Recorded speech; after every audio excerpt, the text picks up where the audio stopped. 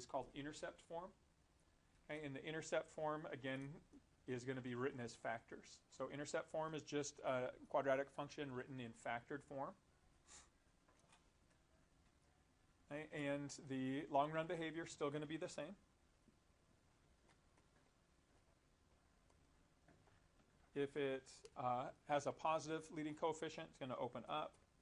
If it has a negative leading coefficient, it's going to open down. Okay, the difference here is your vertex. Okay, and so the vertex is based on these factors being the giving you information about finding the x-intercepts. So the x-intercepts are going to be located at the point P0 and Q0.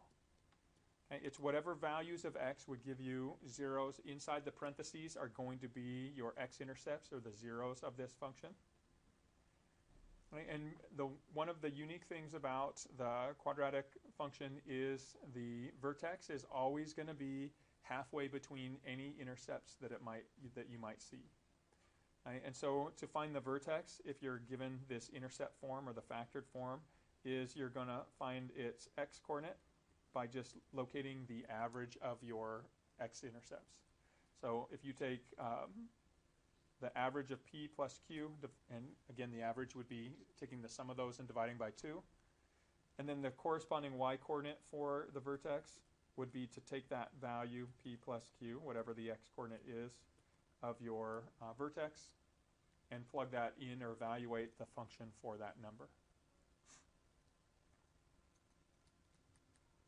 Okay, and so the symmetry would still be a vertical line right through that x-coordinate, so P plus Q over 2.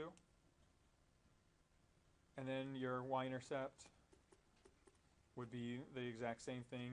You'd plug in a 0 for your x's, and you'd evaluate your function for x of 0, and that would give you your corresponding y-intercept.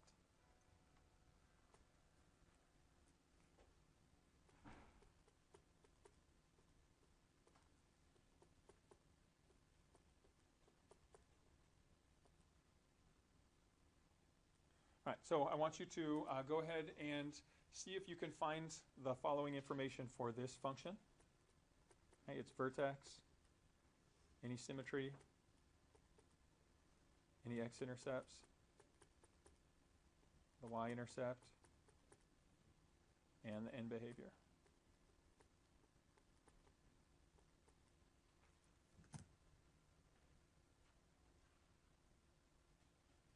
So depending on what form of the quadratic function it's given in, you can still find all of this information. It's just a matter of how you're going to manipulate the given pieces.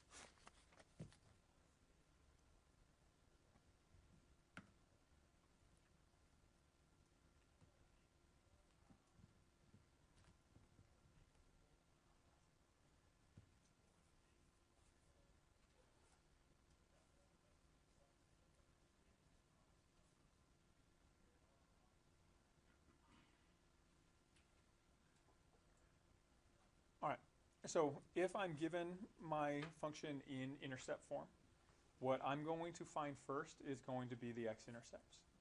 Okay? And so the x-intercepts are the values of x that would give you 0 for each of these factors. So what value of x would give you a 0 here? -2. So there's one x-intercept. And what value of x would give you a 0 here? 8. So those are your two x-intercepts. Okay, now, once you find what the x-intercepts are, what I would do next is find the average of those. And so the average of those is if I added those together, so -2 plus 8, and I divided by 2, that's going to be my average. And so this gives me here 6 over 2, or 3. And so my vertex is going to be located at an x-coordinate of 3.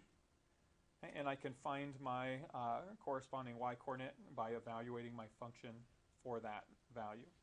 So I'm going to go back into my y-editor. I'm going to change this and write my new equation. So -2 times the quantity x plus 2 times x minus 8. Close that off. Again, double check, make sure that that's entered the way I want it to be. It looks just like that. Go back to my home screen. And so I can evaluate the corresponding y-coordinate of my vertex by taking my y1 function, plugging in the x-coordinate that I solved when I took that average, and that's going to give me my corresponding y, 50. Okay, my symmetry, my line of symmetry is going to be a vertical line through my x-coordinate of the vertex, so x equals 3. My y-intercept, I can come back to my calculator. Again, the y-intercept is going to be my function evaluated at 0, so y1 of 0. When I evaluate that, I get my y-intercept of 32. So x of 0 and a y of 32 is my y-intercept. And then based on the sign of my leading coefficient, again, I see my end behavior. Since it's a negative number, it has to open down.